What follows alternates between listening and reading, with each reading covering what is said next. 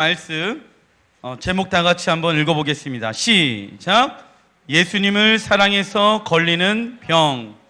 자, 예수님을 사랑하기 때문에 걸리는 병들이 있다라고 이야기를 성경에서 하고 있습니다. 그게 무슨 병인지, 여러분들에게 좋은 병인지 아니면은 안 좋은 것인지 알아보는 시간들을 가졌으면 좋겠습니다. 큰 1번 신부의 정체성에 대해서 아가서 2장에도 계속해서 이야기를 하고 있습니다. A파트, 신부를 아름다운 존재로 변화시켜 주신 하나님의 영원한 목적. 우리 아가서 2장 1절 같이 한번 읽어보겠습니다. 시작. 나는 샤론의 수선화요. 신부는요, 자신의 모습을 바라보면서 뭐라고 고백을 하냐? 나는 샤론의 수선화다라고 이야기하고 있습니다. 이 수선화라는 의미는 장미꽃을 상징을 합니다. 그래서 자신의 모습을 바라보면서 장미꽃과 같다라고 표현을 하고 있는 것이에요. 여러분들 붉은 장미꽃을 보게 되어지면 색깔의 아름다움의 매력에 빠지게 되어지고 또 향기의 그 매력에 빠지게 되어집니다. 실제로 이스라엘을 가게 되어지게 보면은 그 현장에서도 빨간 이 수선화, 장미를 우리가 볼 수 있습니다. 그런데 이 신부는 왜 자신의 모습을 바라보면서 수선화, 장미, 꽃 중에 꽃 중에 가장 아름다운 꽃, 장미라고 표현을 했을까요? 이것을 우리가 정확하게 알아야 합니다. 왜 신부는 자신의 모습을 꽃 중에 꽃이라고 표현을 했을까? 세상에서 왜 가장 아름다운 존재라고 자신의 삶을 고백을 하고 있을까? 이 신부는요, 깨달음이 있었습니다. 아, 나는 하나님의 영원한 목적 가운데 나를 아름답게 만드신 이유가 있었겠구나. 자, 하나님의 영원한 목적은 두 가지가 있습니다. 첫 번째는 신랑이신 예수님과 연합하는 신부를 세우는 것이에요. 그런데 이 신부를 세우는 데 있어서 신랑이신 예수님은 너무나도 아름다우신 분이시고 너무나도 존귀하신 분이세요. 그런데 신부도 동일하게 어떠한 삶의 모습이 있어야 되겠습니까? 아름답고 존귀한 형상의 모습을 가지고 있는 자, 나는 신부의 정체성을 가진 자. 그래서 세상 사람들은 나를 바라보면서 너 검해, 너 죄가 많아, 너 연약해 라고 할지라도 이 신부가 나는 수선하다, 장미다, 나는 꽃 중에 꽃이다, 나는 가장 아름답고 가장 향기가 나는 그리스도의 신부다, 이게 내 정체성이다. 이 신부는요, 하나님의 영원한 목적을 알았다는 것이에요. 하나님이 왜 나를 만드신지 아니? 하나님의 아들이신 예수와 영원토록 뭐하기 위해서? 연합하기 위해서, 하나 되어지기 위해서 나를 무엇으로 만들었다? 샤론의 수선화로, 장미로 만들었다는 것이에요. 그래서 이 신부는요, 그 정체성 안에 하나님이 나를 불러주셨구나. 이게 나의, 하나님이 나를 향한 영원한 목적이 여기에 담겨져 있구나. 이 사실을 깨닫는 여러분들 되시길 주님의 이름으로 축원드립니다. 그것이 어디에 나와 있냐면, 이렇게 신부를 아름다운 존재로 변화시켜 주신 이유는 무엇입니까? 써놔주십시오. 하나님의 영원한 목적을 신부는 알았다는 것이에요. 하나님의 영원한 목적을 신부는 알았다는 것이에요. 그래서 지금 내가 어떠한 상황 가운데 있든지 간에 검은 모습이 되어졌던, 세상에 썩은 냄새가 나든 상관없어요. 예수 그리스도의 십자가 안에서 나를 주님이 샤론의 무엇으로 만들었다? 수선화로 만들었다. 장미 중에 가장 꽃 중에 아름다운 자로 우리 자신을 만들었다. 왜? 나는 누구와 연합되어져야 하니까? 신랑이신 예수님과 연합되어져야 하니까. 자, 에베소서 1장 4절부터 5절 읽어보겠습니다. 시작. 곧 창세전에 그리스도 안에서 우리를 택하사 우리를 왜 흠없게 만드셨죠? 무엇을 세우시기 위해서? 신부를 세우시기 위해서. 신부를 세우는 것 써놔 주십시오. 예수 안에서 우리를 택하신 이유는 흠없게 하시려고 예수님이 십자가에서 죽으신 이유는 누구를 세우기 위해서? 신부를 세우기 위해서. 왜? 하나님의 나라에 들어가면 신랑 예수님과 신부 우리는 연합되어지기 때문에. 5절 시작. 그 기쁘신 뜻대로 우리를 예정하사 예수 그리스도를 말미암아 자기의 아들들이 되게 하셨으니, 그리고 나서 우리를 신부 또는 무엇으로 만드셨대요? 아들로 만드셨대요. 하나님의 아들. 왜요? 자녀를 세우는 것 써놔 주십시오. 거기다가 자녀를 세우는 것. 왜 자녀를 세운다라고 하나님이 말씀하셨죠? 하나님 나라에 들어가면은 무엇을 우리는 받습니까? 땅, 상속, 유업을 받기 때문에 누가 필요합니까? 자녀들이 필요한 것이에요. 아들들이 필요한 것이에요. 자, 정리를 하겠습니다. 신부는요, 하나님 나라에 들어가게 되어졌을 때 자기는 예수님과 영원토록 연합되어지는 존재야. 그런데 영원토록 연합되어지기 위해서는 영원한 아름다움이 신부의 정체성 가운데 있어야 하는 것이에요. 그래야지 영원토록 신랑이신 예수님과 함께 살 수 있잖아요. 신랑이신 예수님의 입장이 신부의 교회와 성도들의 모습을 봤을 때, 우리들의 모습을 봤을 때 아름답지가 않아, 너 미워, 그러면은 아름다우시고 존귀하신 그 신랑이신 예수님이 이쁘지 않은, 아름답지 않은 우리와 영원토록 연합할 수 있어요, 없어요? 없죠, 당연히. 여기서 다시 한번 그 정체성을 이 땅에서 세워져 가야지 하나님 나라에 들어가서 아름다우신 신랑이신 예수님이 우리에게 빠져드는 거예요. 우리에게 매혹되어지는 것이에요. 우리에게 사랑을 느끼는 거야. 죄인의 모습을 가지고 신랑이신 예수님 앞에 쓸 수 있다 없다? 없어요. 아름다우신 수선화로서 주님 앞에 서 나아가는 훈련을 이 땅에서 해야지만이 신랑이신 예수님 앞에 서게 되어졌을 때 너는 세상에서 가장 아름다운 신부이구나 라는 것을 예수님이 알아볼 수가 있는 거예요. 아무나 예수님과 하나님 나라에 들어가면 연합할 수 있다 없다? 없어요. 이 땅에서 내가 날마다 십자가 의지하면서 나는 세상 사람들이 봤을 때 나는 할매꽃이라고 얘기할 수 있고 못생긴 꽃이라고 얘기할 수 있지만은 나는 그런 꽃이 아니야. 나는 수선화야. 꽃 중에 가장 아름다운 꽃이야. 이것을 고백하고 선포하고 십자가의 은혜로 말미암아 나는 그러한 자로 변화되어졌어. 그렇기 때문에 나는 하나님의 사랑을 받는 자이고 하나님은 나를 사랑하시기 때문에 나는 어떤 자예요? 따라해 보겠습니다. 나는 성공한 자이다. 세상의 기준을 가지고 세상의 성공의 기준을 가지고 성공했다 성공하지 않았다는 거에 내 마음이 빼앗기는 것이 아니라 내가 하나님의 말씀의 기준으로 나는 성공했다라는 것이에요. 나는 수선화라는 것이에요. 그래야지 어디 가서 하나님 나라에 들어가서 신랑이신 예수님이 아름다우신 우리의 형상을 보면서 어떻게 되어져요? 나 쟤랑 영원토록 함께 살고 싶다라고 예수님이 신부인 우리에게 마음이 빼앗기지 않겠습니까? 그죠?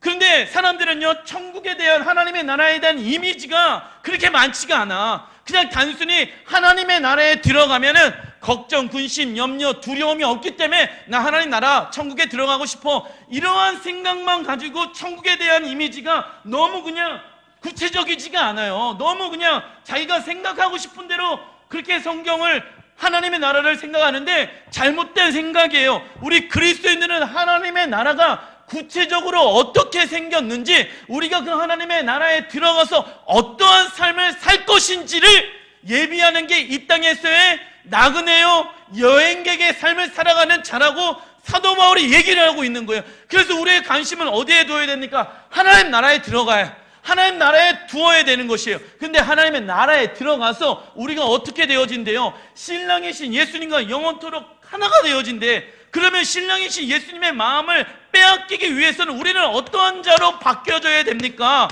아름다운 예수님이 못생긴 나를 아름답다라고 여겨주시려면 우리의 삶 가운데 뭐가 있어야 돼요? 십자가가 있어야 돼요. 십자가가 있어야지 신랑이신 예수님이 나를 보시면서 너는 아름다운 자야, 꽃 중에 꽃이야, 너는 가장 세상에서 아름다운 자야 라고 여겨줄 수 있는 건 아니겠습니까? 그런데 삶 속에서 십자가가 없어요. 그러면은 하나님 나라에 그냥 어떻게 해서 들어갔다고 칩시다. 그러면 신랑이신 예수님과 나는 맨날 죄 짓고, 나는 맨날 연약하고, 나는 맨날 못생기고, 나는 맨날 좌절과 어려움과 힘듦과 고통 가운데 살다가 그냥 어떻게 하나님 나라 들어갔다고 칩시다. 그러면 신랑이신 예수님과 연합되어질 수 있을까요? 그런 정체성, 그런 믿음 가지고 이 땅에서 살다가 그냥 어떻게 그냥 하나님 나라 들어갔다고 칩시다. 하나님의 은혜로. 그러면 신랑이신 예수님과 연합되어지기 위해서 하나님 나라에 들어가는 건데 거기서 연합되어진 삶을 살아갈 수 있을까요? 없을까요? 없죠. 당연히. 갑자기 그냥 연합되어지는 게 아니에요. 내가 되고 싶은 대로 하나님의 나라가 이루어지는 게 아니야. 하나님의 나라는 율법이 있어요. 율법, 법이 있단 말이에요. 그래서 이 땅 가운데 삶 속에서 얼마나 십자가를 의지하면서 자신의 모습을 수선화로 바라보고 있는지, 지금 힘들고 어렵고 지치고 있는 상황들 가운데 복음 의지하면서, 십자가 의지하면서 나를 꽃 중에 꽃이라고 여겨낼 수 있는 사람, 믿음의 고백을 할 수 있는 사람을 하나님은 찾고 계시는 것이에요. 신부는 그래서 그걸 안 거야. 자신의 모습을 봤을 때는 지금 어떤 상태예요? 검은 모습인데 이 신부는요, 십자가 안에서 자신의 변화되어진 모습을 알았어요. 그래서 뭐라고 얘기했냐면, 나는 검지만 뭐하다? 아름다운 자야. 나는 수선화야. 나는 꽃 중에 꽃이야. 꽃이면 다 이쁘잖아요. 다 이쁜 꽃들 중에서의 최고란 말이지 나는. 그런데 환경은 어려워, 힘들어, 지쳐. 십자가 의지하면서 그럼에도 불구하고 나는 어떠한 자다?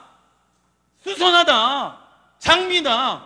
이 정체성을 가지고 이 땅 가운데 살아가는 자가 하나님의 나라에 들어가서 신랑이신 예수님이 신부인 우리를 보면서 뭐한다? 아름답게 여기시는 거예요. 그래서 신랑이신 예수님과 어떻게 되어져요? 연합되어지는 거예요, 영원토록. 근데 우리가 못생겼어.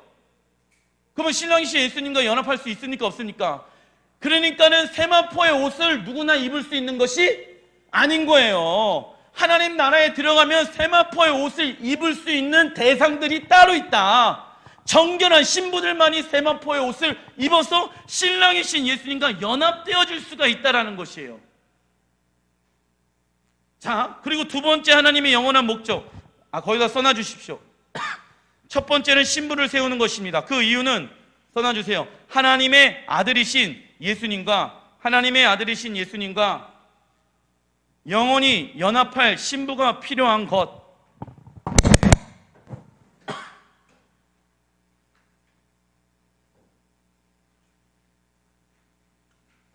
하나님의 아들이신 예수님과 영원히 연합할 신부가 필요한 것입니다. 신부는 십자가의 은혜로 왜 자신을 거무나 아름다운 존재로 변화시켜 주셨는지 알았습니다. 그 이유는 써놔주십시오. 예수님의 마음을 사로잡기 위함인 것. 예수님의 마음을 사로잡기 위함인 것을 신부는 깨달았다는 것이에요. 내가 이 땅 가운데 하나님이 나를 왜 수선하라고 부르셨는지 이 신부는 깨달은 거야. 왜요? 예수님의 마음을 뭐하기 위해서? 사로잡기 위해서. 천국 가서 예수님의 마음을 사로잡는 게 아니라 어디에서? 이 땅에서 예수님의 마음을 사로잡는 자로 우리를 뭐하셨다? 부르셨다. 신부는 깨달은 것이에요. 아름답지 않으면 어찌 영원토록 예수님과 함께 살 수 있겠는가? 그래서 신부는 자신을 거무나 아름다운 존재로 변화시켜준 십자가를 날마다 의지하며 주님을 알아가고 주님을 사랑하는 것이 신부에게, 그리스도인에게 무엇일까요? 최고의 상급인 거예요. 그래서 이 비밀을 깨닫는 여러분들 되시길 주님의 이름으로 축원드립니다. 이건 정말 엄청난 비밀이에요. 하나님이 이 땅을 만드시기 전에 라고 나와 있잖아요. 자, 두 번째, 하나님과 영원히 함께할 자녀를 세우는 것. 그 이유는 써놔주십시오. 하나님 나라에 함께 통치할 상속자를 만들기 위함입니다. 하나님의 나라에 함께 통치할 상속자를 만드시기 위함입니다. 자, 사람들이 물어봅니다. 집사님, 하나님이 왜 이 땅을 만드셨을까요? 그러면 이제 사람들이 뭐라고 얘기하죠? 하나님이 우리를 사랑하셔서 이 땅을 만드셨어 라고 이야기를 되게 애매모호하게 이야기하면 안 된다. 이제부터 하나님께서 이 땅을 만드신 이유는 무엇이냐면 여기 나오죠. 1장 4절의 시작이 곧 창세 전에, 여기 나오죠. 4절에 곧 창세 전에, 창세 전에, 즉 창세라는 단어의 한문은요, 처음으로 세상이 만들어진 상태를 뜻해요. 그러면 하나님께서 이 세상을 만드시기 전에 계획을 하신 거예요. 두 가지 계획을. 하나는 신랑이신 예수님과 연합할 신부를 세우는 것과, 두 번째는 하나님의 나라를 통치할 하나님의 아들을 세워야겠구나. 그래서 이 두 가지 목적을 가지고 누구를 만드셨다? 나를 만드신 거예요. 그래서 창세 전에 그 계획을 하고 계셔서 이 땅을 만드신 거예요. 창세 전에. 즉 하나님께서 이 땅을 창세하신 이유가 이 두 가지 목적을 가지고 계셨기 때문에 우리를 만드신 것입니다. 그래서 나는 어떠한 사람이다? 수선하다. 나는 세상에서 가장 아름다운 자이다. 이것을 그리스도인의 정체성으로서 살아가는 삶을 이 땅에서 하는 것이에요. 왜? 하나님 나라에 들어가면 가장 아름다우신 신랑이신 예수님의 마음을 우리가 어떻게 해야 돼요? 빼앗아야 되잖아요. 그러면 아름답게 어떻게 돼야 돼요? 단장되어져야 될 거 아니겠습니까? 이걸 지금 얘기하는 거예요. 그러면 이 땅에서 십자가 복음의 능력이 없이 살아가는 사람들의 삶 가운데 날마다 죄의 저주의 어려움 가운데 믿음으로 그렇게 살아가지 않는 사람들이 그냥 예수의 이름을 믿었다고 해갖고 하나님 나라에 들어갔다고 칩시다. 그러면은 신랑이신 예수님과 연합할 수 있을까요, 없을까요? 자기를 그렇게 보지 않고 있는데 신랑이신 예수님이 어떻게 나의 아름다움에 빠져들 수 있겠습니까? 제가 왜 계속 이 이야기를 하냐면 이게 좀 계시로 풀어졌으면 좋겠어요. 다시 한번.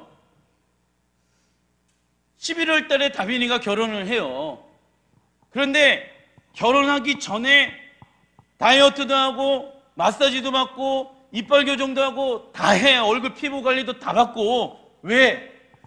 남편인 신랑인 남편과 평생토록 영원토록 함께 결혼해야 되고 그 결혼식이 가장 주인공이 누구예요? 신부잖아. 그런데 거기에서 가장 아름다워야 할 대상이 다빈이거든. 그래야지 신랑이 다빈이의 그 모습을 보고 영원토록 평생 함께 살고자 하는 마음이 생기지 않겠습니까?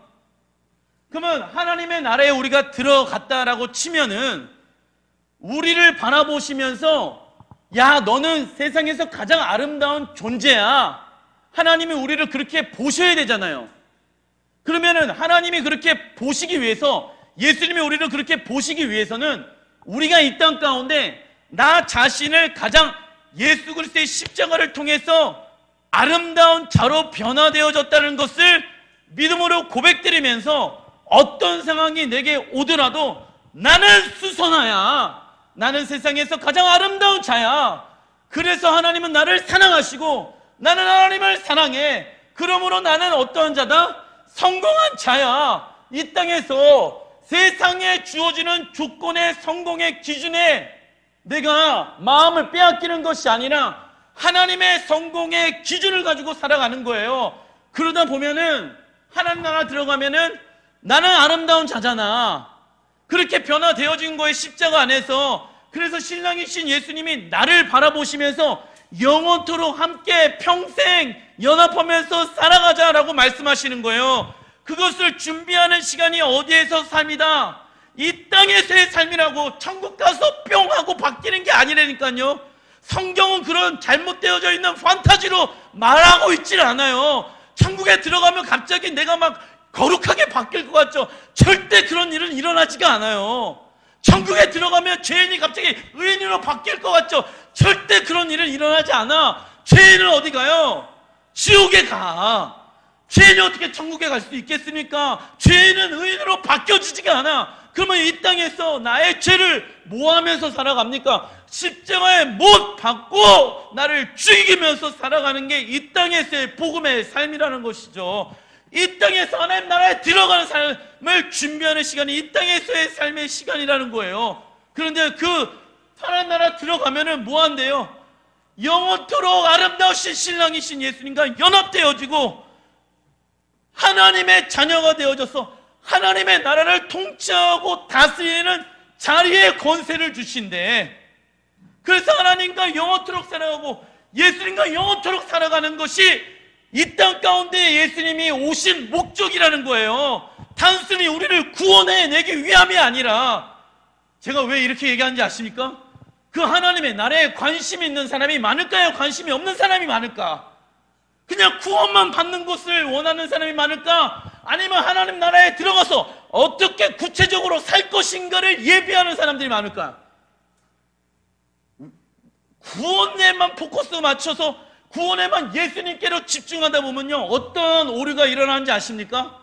어떤 오류가 일어나냐면 하나님의 나라에 대한 개념이 완벽하게 다 없어지고 무너지고 사라지고 세상의 개념으로 살다가 천국 가면 되겠지라고 생각하는 그 생각이 어찌 천국으로 인도할 수 있겠습니까? 그래서 예수님이 이 땅 가운데 오셔서 설교하셨을 때 십자가 복음에 대해서 구원에 대해서 한 번 얘기했다라고 하면은 하나님의 나라에서 3번 얘기한 거예요.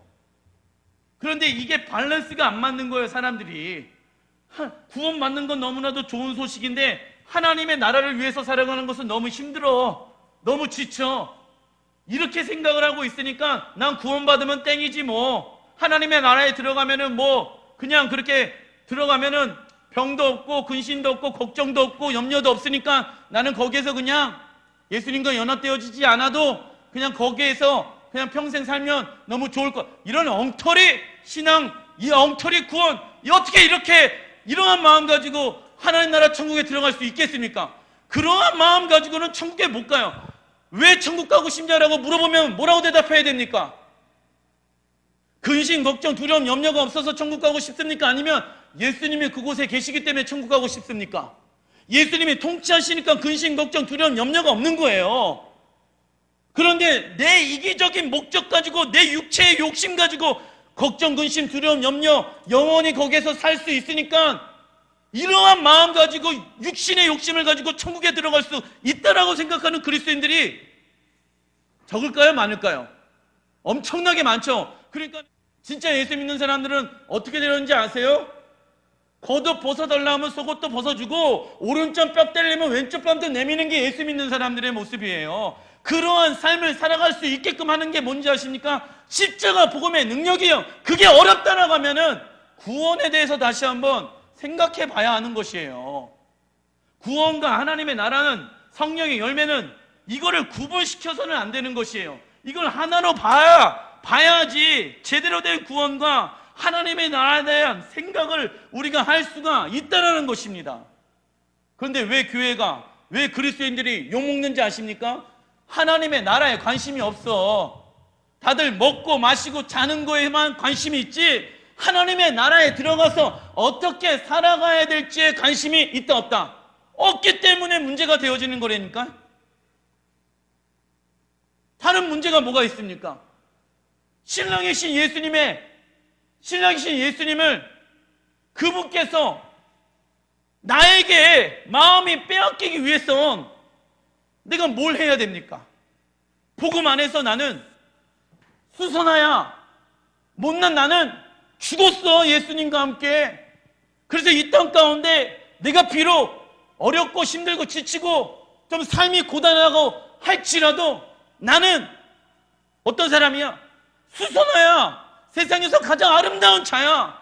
괜찮아, 재우야, 다시 일어나자. 나는 십자가에 죽었고 주님이 내 안에서 사셨어. 나는 수선아야, 세상에서 가장 아름다운 꽃이야. 그렇게 살아가다 보면 하나님 나라 들어가게 되어지고, 하나님 나라에서 신랑이신 예수님이 나를 보면서 세상에서 가장 아름다운 자가 왔노라 하면서 예수님이 뭐 하실 거예요? 우리에게 프로포즈 할 것이라니까요. 나와 영원토록 함께 살 수 있겠니? 우리가 프로포즈하는 것이 아니라 예수님이 우리에게 마음이 빼앗겨서 예수님이 우리에게 뭐 하신다? 프로포즈 하신다니까. 근데 삐ጭ삐ጭ, 아니 난 못생겼는데, 나 아닌 것 같은데 예수님이랑 함께하고 싶지 않은데, 이러고 있으면 됩니까 안 됩니까? 예수님 나 멀리 떨어주세요. 나는 그분의 영광이 너무 비쳐가지고 내가 죄가 너무 많아요. 뭐 이러면서 예수님이 연합하자고 하는데 그러지도 않을 건데, 예수님이 어쨌든 그런 상황 건데 벌어지면 예수님 앞에 쓸 수 있겠습니까? 당당하게 쓸 수 있겠냐고요. 그 당당하게 쓸 수 있는 능력이 십자가 복음의 능력이라는 거예요. 그래서 이 땅 가운데 나를 십자가에 죽이고 예수님이 내 안에 사셨습니다. 이 고백을 하면서 살아가는 것이 그리스도인들의 삶이라는 것입니다. 아가서 2장 1절부터 2절 읽어보겠습니다. 시작. 골짜기에 백합화로다. 여자들 중에 내 사랑은 가시나무 가운데 백합과 같도다 라고 나와 있죠. 자, 뭐라고 얘기하냐면 수선화 얘기하고 나서 자신의 모습을 백합화라고 이야기합니다. 백합은요, 써놔주십시오. 정결을 의미합니다. 그런데 백합화의 백합화인 신부가 어디에 있습니까? 골짜기와 가시나무 가운데 있다고 말하고 있습니다. 골짜기는 써놔주십시오. 타락한 세상을 상징합니다. 하나님은 타락한 세상 골짜기에 백합화인 우리를 두셨습니다. 그래서 우리를 통해서 타락한 세상이 무엇하기 위해서? 정결해지기 위해서. 그래서 골짜기 가운데 백합화를 심어놨다. 세상과 같이 물들지 말고 세상에 타락한 그 골짜기에서 무엇처럼 살아가라? 백합처럼 살아가라. 정결하게 살아가라. 가시나무는 뭐라고 써요? 무슨 뜻을 가지고 있냐면 써놔주십시오. 죄의 저주를 뜻합니다. 예수님이 우리의 죄의 저주를 끊으시고 승리하신 것입니다. 우리의 인생이 좋은 꽃밭이나 왕실에 있지 않을 수도 있습니다. 그러나 변하지 않는 진리는 나는 백합화 정결한 주님의 신부라는 것이에요. 그리스도인의 정체성은 무엇입니까? 써놔주십시오. 하나님은 나를 사랑하시고 나는 하나님을 사랑합니다. 그러므로 나는 뭐한 자다? 성공한 자입니다. 이게 그리스도인의 정체성입니다. 하나님은 나를 사랑하시고 나는 하나님을 사랑합니다. 그러므로 나는 성공한 자입니다. 이 진리가 우리 안에 있는 수치심과 실패감과 열등감을 제거해주며 우리의 삶의 진정한 성공의 재정의를 해줍니다. 많은 그리스도인들이 세상적인 성공의 거짓말에 속아 넘어가서 실패감 속에서 목표와 목적을 상실한 채로 살아갑니다. 우리는 세상적인 성공을 모방할 필요도 없으며 세상적인 견해들의 압박을 받을 필요도 있다 없다라는 것이에요. 왜? 이 땅의 삶은 잠시 잠깐이요. 하나님 나라에 들어가는 것이 무엇하기 때문에? 영원하기 때문에 그렇다는 것이에요. 그래서 세상의 성공이 내게 없을지라도 괜찮아요. 가시나무 가운데 여러분들은 어떠한 사람들입니까? 백합화예요. 예수님이 모든 죄의 저주를 십자가에서 감당하셨어요. 하나님이 여러분들을 무엇으로 바라보고 계십니까? 백합화로 바라보고 계신다는 것이에요. 너는 정결한 나의 신부란다 라고 바라보고 계시는 것이에요. 왜요? 그게 왜 우리의 성공의 기준입니까? 우리는 어디 가니까? 하나님 나라 들어갈 거니까. 그 하나님 나라 들어가서 뭐 하니까? 신랑신 예수님과 연합하고 하나님의 자녀들이 되어서 하나님의 나라를 통치하고 다스리는 자가 될 것이니까. 그렇기 때문에 나는 어떠한 자예요? 성공한 자예요. 나는 하나님을 사랑하고 하나님은 나를 사랑해요. 그래서 나는 어떠한 사람입니까? 성공한 자예요. 돈, 명예 이런 것 없어도 조금 힘들어도 괜찮아요. 왜? 그러한 삶들은 잠깐이래요. 먹고 자고 사는 문제 조금 불편할 수는 있어요. 그러나 불행한 삶을 살아가는 것은 아니라는 것이에요. 없는 것이 조금 불편할 뿐이지 그 삶이 불행하고 저주고 그렇게 생각하는 사람들이 있으니까 요즘은 너무 많죠. 그러나 다 같이 못 살 때는요, 다 같이 힘들 때는요, 그런 생각 안 해요. 그런데 조금 우리가 살아가는 것이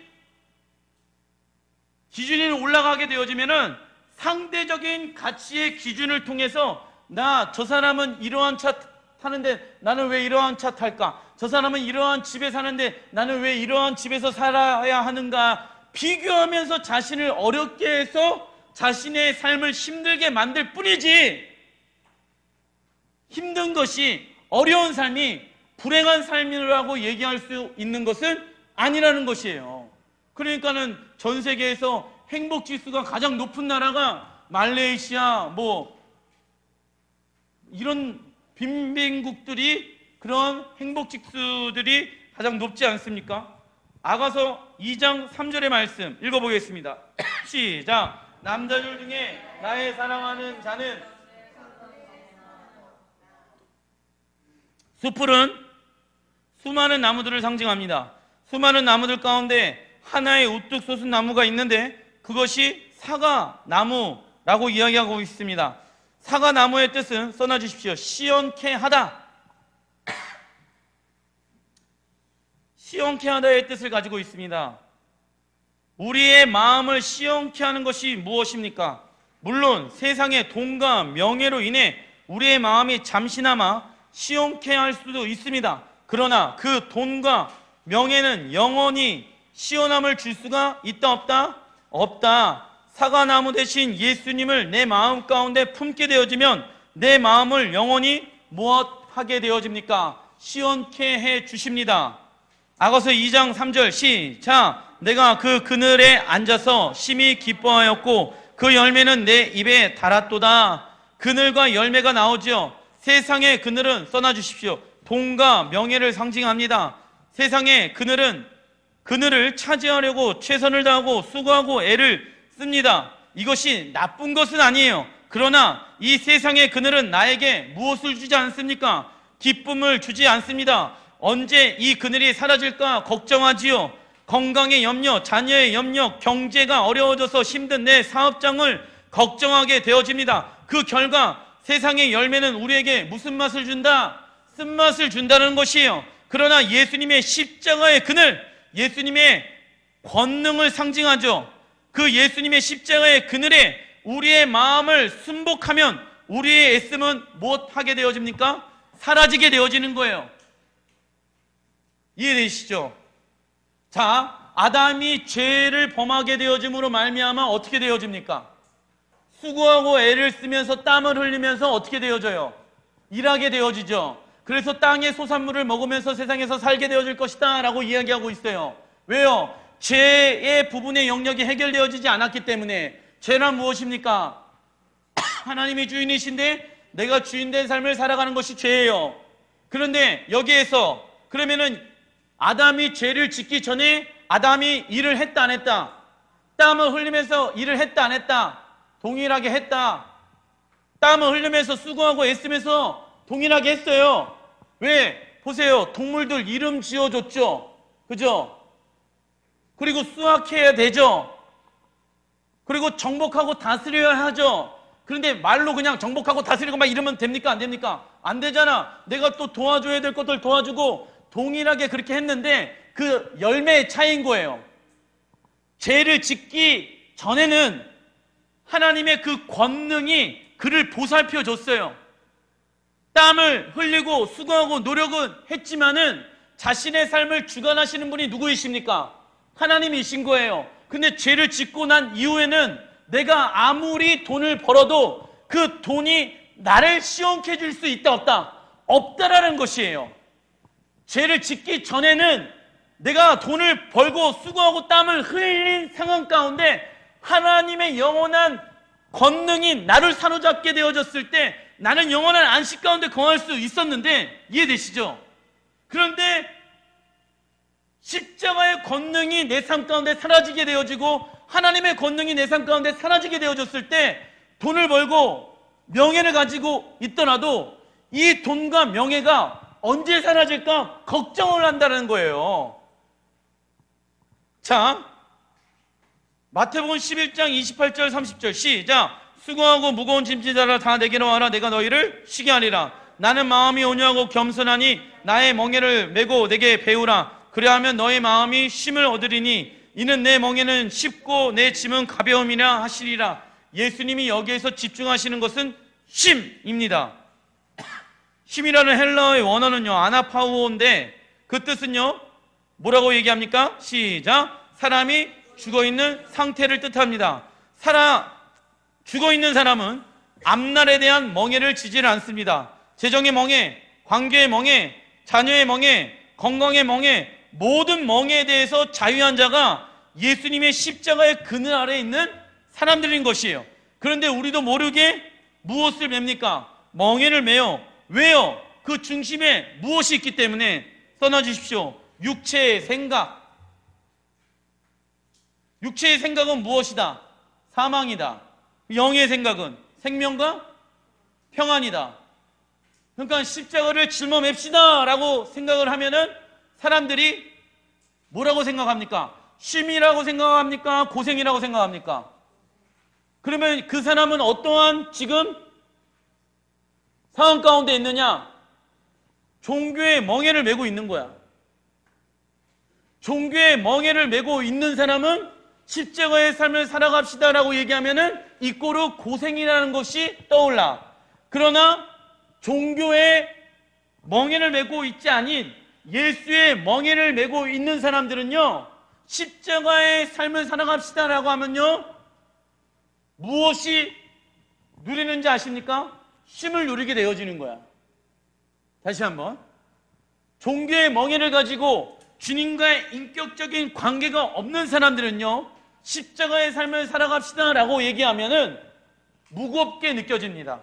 힘들게 느껴집니다. 누가? 예수님과 인격적인 교제와 관계가 없는 상태에서 예수님의 십자가를 짊어매고 예수님이 원하시는 길을 가려고 했을 때. 그래서 십자가의 삶을 살아갑시다 라고 얘기하면은 뭐라고 얘기하죠?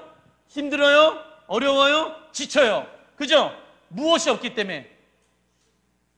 무엇이 없기 때문에. 관계가 안 되어지기 때문에 내가 그 십자가의 길을 가려고 부단히 노력하니까는 힘이 들어요, 안 들어요?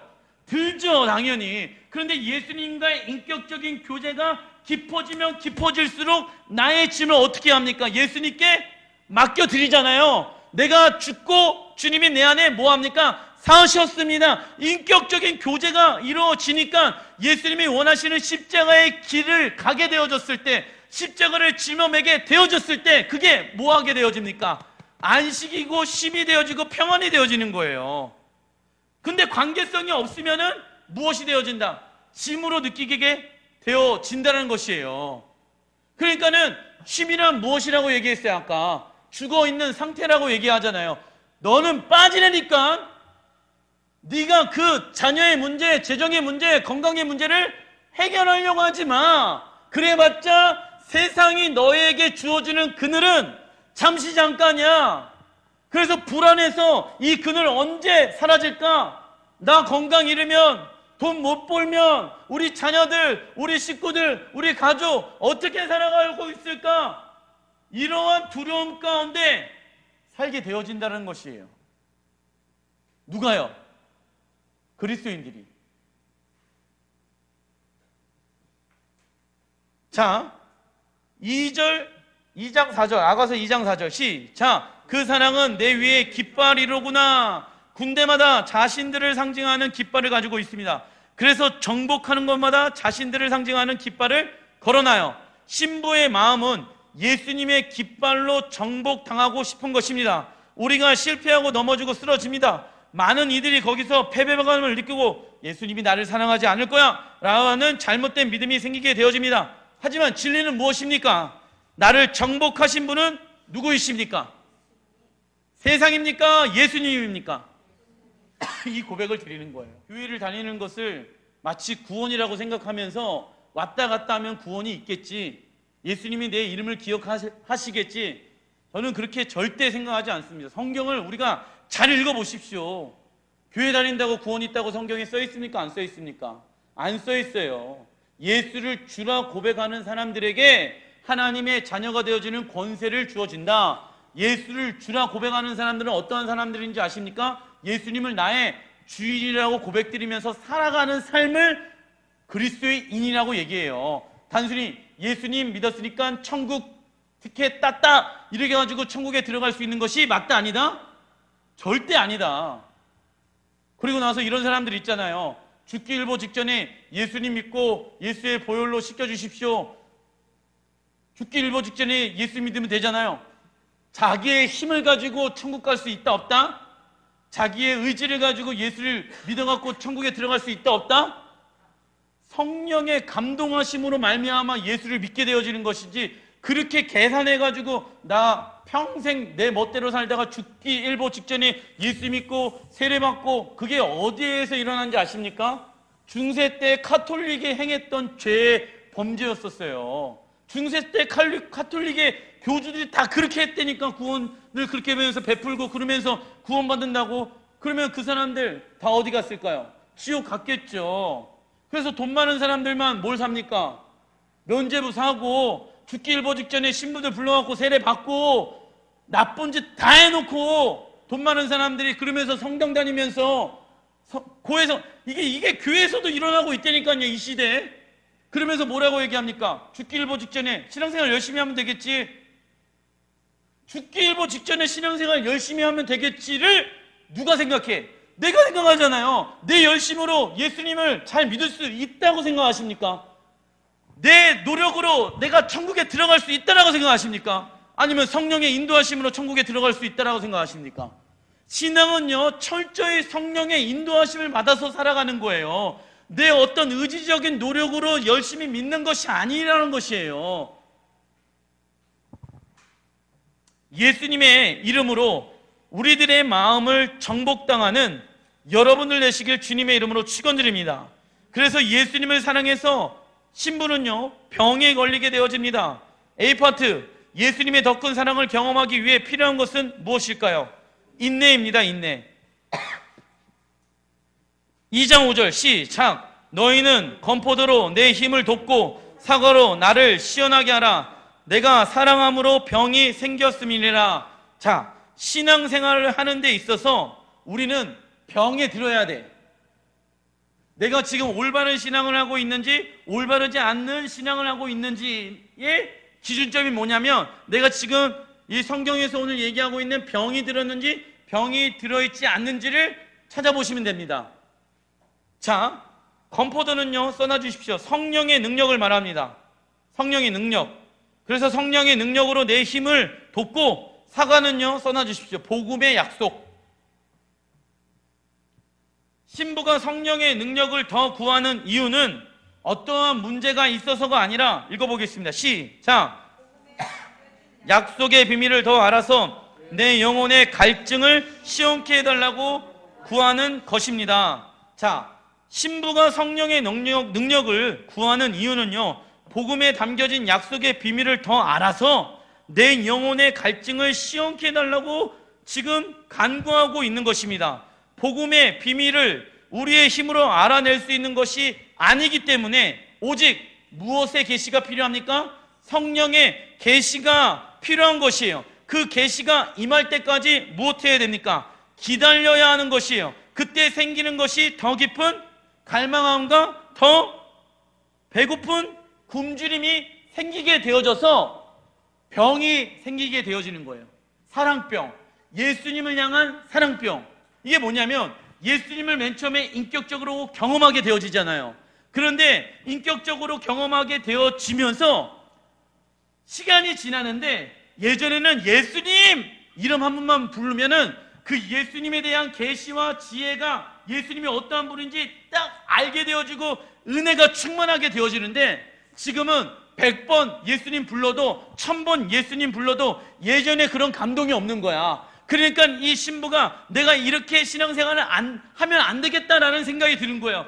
그래서 성령의 능력을 구하는 거야. 성령님, 지혜와 계시의 영을 통해서 예수님이 어떤 분인지 알게 해주세요. 그런데 그게 시간이 바로 성령께서 역사하십니까? 아니면은 바로 역사하지 아니하십니까? 바로 역사하지 않아요. 대부분 성령님은. 왜요? 인내하라는 거예요. 더 목말라 하고 더 배고파 하라는 것이에요. 세상에 목말라 하는 것이 아니라 하나님을 향하여, 예수님을 향하여, 성령님을 향하여 목말라고 배고프라는 거예요. 그때 생기는 것이 뭐예요? 병이에요. 병. 그게 사랑병이에요. 목말라 하는 거예요. 그런데 그때 세상의 것으로 내 목을 치기려고 하면 됩니까? 안 됩니까? 안 되는 거예요. 세상의 것으로 내 배고픔을 채우려고 하면 됩니까? 안 됩니까? 안 되는 거예요. 그러니까는 신앙생활하는 데 있어서 세 가지의 구분들이 있다라고 제가 말씀드렸죠. 첫 번째는 뜨거운 사람, 두 번째는 미지근한 사람, 세 번째는 차가운 사람. 그런데 교회 안에 1번이 많을까요? 2번이 많을까요? 3번이 많을까요? 2번이 많아. 어떻게 그렇게 잘 알까요? 우리 교회는 다 뜨겁다고 저는 믿고 싶습니다. 그런데 왜 2번이 많을까요? 미지근한 신앙이 왜 많을까요? 사랑병에 걸리지가 않아서 다른 것으로 채우고 있는 거예요. 그러니까는 예수님께서 뭐라고 말씀하십니까? 뜨거운 것을, 차가운 것을 토해버리라고 얘기합니까? 미지근한 신앙을 토해버리라고 얘기합니까?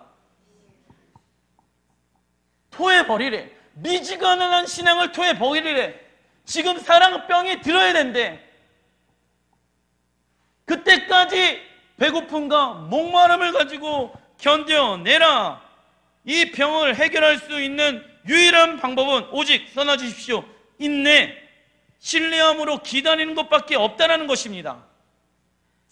이 인내의 시간을 지나다 보면 예전에 경험하지 못했던 새로운 기름 부으심을 무엇하게 되어집니까? 경험하게 되어지는 거예요. 그러니까 예전에는 예수님 한 번 이름 딱 불렀을 때 그분의 기름 부으심을 경험했는데, 이제는 1000번 불러도 뭔가 느껴지지가 않는 이유가 무엇이냐면, 너의 마음이 나를 향하여 병이 생기길 원하는구나. 러브식, 사랑병이 생기길 원하는구나. 사랑 아리를 했으면 좋겠다. 나도 너를 향하여, 예수님도 우리를 향하여 사랑병에 들어가지고 십자가에 죽으셨단 말이에요. 그죠? 그러면 우리도 예수님을 향하여 무슨 병이 들어야 된다? 사랑병이 들길 원하시는 거예요. 자, 아가서 2장 6절 시작. 그가 왼손으로 내 머리에 베게 하고 오른손으로 나를 안는구나. 이 인내의 시간 속에서 우리가 잊지 말아야 될 것은 예수님의 왼손과 오른손이 나를 위해 역사하고 계시다는 것입니다. 예수님의 왼손은 무엇을 상징하냐? 예수님의 왼손은 신부의 머리에다가 무엇을 해주십니까? 팔베개를 해주십니다. 신부의 입장에서는 예수님의 왼손이 보여요? 안 보여요? 안 보여입니다. 그러나 예수님은 우리가 보지 못하는 많은 영역들을 일하고 계시고 계획해 놓고 계신다. 예를 들면 여러 가지 사고의 위험으로부터 우리를 뭐 하십니까? 보호하시고 우리의 앞날을 앞서 예배해 놓으신 분이 누구이십니까? 예수님이세요. 그래서 팔베개를 해 주었대. 그런데 그 예수님의 왼손이 보여요? 안 보여요? 안 보여요. 그런데 주님의 오른손이 지금 나타나신대. 주님의 오른손은 보여지는 예수님의 무엇을 상징합니까? 역사, 능력을 상징합니다. 예수님이 살아계시고 나와 함께 하시는 것을 경험하는 것입니다. 그런데 우리는 어느 한쪽만을 구해서는 된다, 안 된다?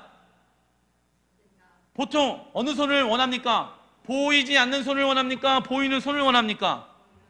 보이는 손을 구합니다. 그러나 우리의 앞날을 앞서 예비하시는 예수님의 왼손 없이 어찌 예수님의 오른손을 경험할 수 있겠습니까? 예수님의 오른손을 경험할 때까지 예수님의 왼손을 무엇하는 것입니까? 의지하는 거예요. 그게 신앙생활의 기다림, 인내하는 시간이에요. 무엇하는 마음으로? 신뢰하는 마음으로, 사랑하는 마음으로. 할렐루야! 그래서 우리의 삶 가운데 왼손을 경험할 때가 많습니까? 오른손을 경험할 때가 많습니까? 둘 다 경험해야 되네, 둘 다. 그런데 보통 오른손이 나타나기 전에는 우리는 왼손을 경험하고 있다라는 거예요. 내 삶 가운데 아무런 일이 일어나지 않고 있습니까? 무언가 문제가 있는데 아직 그것이 해결되어지지 않고 있습니까? 주님은 지금 앞서 행하시고 계시는 거예요. 그 문제에 대해서 내가 해결하지 못하니까 주님은 미리 앞서서 오른손의 능력을 경험하기 위해서 나의 왼손을 붙잡고 있을 수 있겠니? 이러고 계시는 거라니까요. 그 왼손을 붙잡고 팔베개 하고, 팔베개에서 뭐 하면 돼요? 팔베개 뭐 해요? 자, 쉬라는 거예요. 너가 나의 오른손의 역할을 감당하려고 하지 말고 너는 나의 왼손에 팔베개 하고 뭐 하라고요? 자, 안식을 누려, 쉼을 누려, 평안함을 누려, 그리고 나를 신뢰해줘. 그리고 그 때가 차게 되어지면 나의 권능의 오른손이 나타나게 되어질 것이다. 그래서 왼손과 오른손이 너무 중요하다라는 것입니다. 자, 아가서 2장 7절 시작. 예루살렘의 딸들아, 내가 노루와 들사슴을 두고 너희에게 부탁한다. 내 사랑이 원하기 전에 흔들지 말고 깨우지 말지니라. 신부는요, 예수님을 더 큰 사랑을 얻기 위해서 무엇하고 있습니까? 인내하고 있어요. 하지만 조급함과 불안한 마음을 가지고 있는 것이 아닌 평안한 마음으로 잠을 자고 있는 것입니다. 예수님의 품 안에서. 그래서 흔들어 깨이지 말라고 예루살렘의 딸들에게 부탁을 합니다. 예루살렘의 딸들은 예수님에게 100% 마음이 빼앗기지 않은 사람들을 상징하거든요. 그래서 예루살렘들의 특징은 무엇이냐면, 써놔주십시오. 보이는 환경에 반응합니다. 보이는 환경에 반응합니다. 예수님이 진짜 살아계시고 우리를 사랑하신다면 이러한 일들이 일어나지 말아야 하는 것이 아니냐고 인내의 시간을 보내고 있는 신부를 흔들고 깨우려고 합니다. 예루살렘의 딸들은 인내의 시간을 조급해합니다. 그래서 신부는 노루와 들사슴을 두고 예루살렘의 딸들에게 부탁합니다. 왜 하필 노루와 들사슴을 두고 부탁을 했냐? 노루의 히브리 원어의 단어는요, 세봇이라는 단어인데 그 뜻은요, 써내주십시오. 군대. 예루살렘의 딸들에게 환경에 반응하지 말고 지금까지 인도하시고 앞으로 인도하실 하나님의 군대를 보라고 이 신부는 얘기를 하는 것이에요. 그래서 흔들어 깨워주지 마라. 말씀을 마무리를 짓겠습니다. 예수님이 기적을 일으켰어요. 그 예수님의 오른손일까요? 왼손일까요? 오른손이죠. 그런데 그 오른손의 기적을 일으키고 나서 3,000명, 5,000명, 오병이어의 기적을 일으키고 나서 예수님이 배 타고 어디로 가자고 얘기합니까? 건너편 마을로 나아가자라고 얘기합니다. 그 배에 타게 되어짐으로 인해서 그때 뭐가 오게 되어집니까? 폭풍우가 오게 되어집니다. 그때 예수님은 배 안에서 무엇하고 있습니까? 잠을 자고 계셨습니다. 그때 제자들이 뭐라고 얘기합니까? 예수님을 깨워서 흔들면서 예수님, 우리가 곧 있으면 죽을 것 같습니다 라고 얘기합니다. 그때 예수님이 뭐라고 얘기합니까? 인자가 너희들과 함께 있는데 뭘 그렇게 두려워하느냐? 그러면 예수님이 제자들에게 원하시는 것이 무엇일까요? 팔베개 하고 그 폭풍 가운데 함께 그냥 자자. 나의 권능의 오른손을 몇 시간 전에 너희들이 경험하지 않았냐? 지금은 나의 왼손을 경험해야 할 때란다. 나를 흔들어 깨우지 말아라. 이 신부가 그러는 거예요.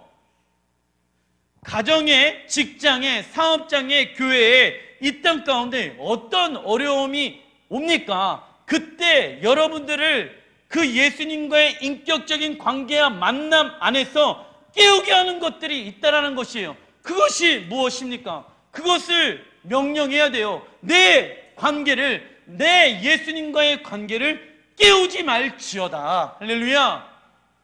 잠잠해질지어다. 평안해질지어다. 여호와의 군대가 나와 함께 하느니라. 그러한 고백이 여러분들의 삶의 고백이 되어지길 주님의 이름으로 축원드립니다. 기도하겠습니다.